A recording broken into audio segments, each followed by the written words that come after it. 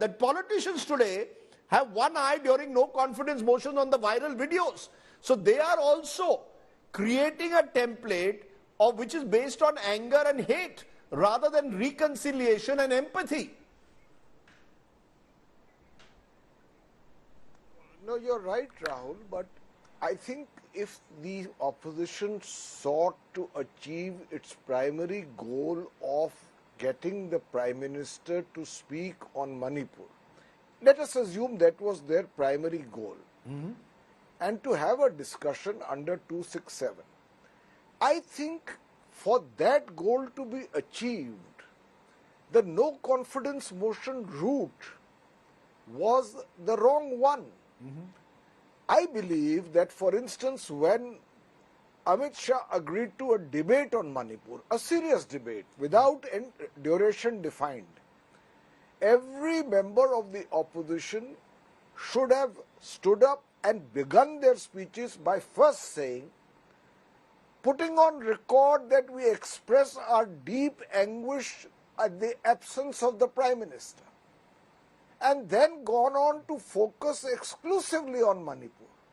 And then the country would have seen a debate on a state which has been burning for 90 days.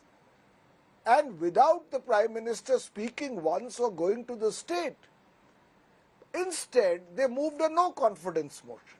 Now, if you move a no confidence motion and if hate is your structure, Rajiv, let me tell you, recently in a national daily, R. Jagannathan, who is a supporter of the BJP, wrote a piece, and the editor of Swarajya magazine, where he said that forget your dreams of a 5 trillion economy if you are going to continue with this kind of religious polarization. Now, here is a BJP supporter, an insider, speaking openly about the dangers of religious polarization. If you raise a no confidence motion, build it up in a structured way. Unemployment, price rise, common man, rising inequality, authoritarianism, and social disharmony at the cost of the nation. Now, I don't think that narrative, that mudda, was built up enough. So we ended up falling flat between two stools. Neither Manipur was discussed fully, right, nor were the other issues presented in an effectively structured manner. And you gave a floor at the end of the debate to Narendra Modi, who spoke for 2 hours. And that speech was listened to by the entire nation. Can I just pick up from what Pavan Varma said, Harsh Madhusudan, that in a way, the fact is that there are real issues out there. There are issues of income inequalities. There are issues of polarized politics. There are issues of institutions in some way being undermined. I mean, let's be very clear. The Prime Minister listed out achievements, but the Prime Minister will not look at perhaps the darker side. The opposition tried to gherao him, but they too will not look at the positives. We are a very polarized politics. We are in a very polarized polity at the moment. Do you see a way out? I mean, purely as a citizen. I mean, these are real issues when a hate crime takes place of the kind that took place in that railway compartment. Yes. So Rajdeep, democracies everywhere are always polarized. The question is about the extent of polarization. So, for example, if you look at Pew surveys overwhelmingly say that Indians of all religious faiths find India to be overwhelmingly tolerant, and this, by the way, happened during the Modi government's time, a couple of years ago, or just last year, in fact. Similarly, if you look at the popularity of leaders and statesmen by countries, Narendra Modi has consistently ranked at the top. So there is polarization, but it's not a 50-50 polarization. The Prime Minister is remarkably popular.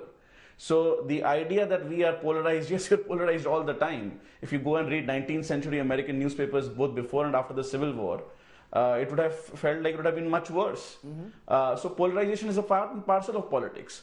But compared to other periods, compared to earlier periods, there does not seem to be that kind of Republican-Democrat kind of, for example, 50-50 on the knife's edge situation in India right now. I repeat once again that we should not get lost in this inception of narratives. The facts are that most Indians find India to be remarkably tolerant. There are obviously issues, for example, in which a Hindu procession was attacked by Muslims, and you mentioned about the train accident in which a railway police officer killed 3 Muslims. And these are all condemnable incidents like Manipur is. But in a country of 1.4 billion, you have to look at trends. And if you look at the trends, all kinds of violence, communal in the northeast, Naxal violence, jihadi violence in Kashmir, they're all on a, please pardon the pun, secular decline over the last, not just 10 years, but 10, 20, 30 years. Okay. The Indian state is constantly winning right, left and center. And therefore, it is important while we do this tutu meme, as Patricia rightly mentioned, that the big picture is India is rising. The Prime Minister is talking about number 3 economy.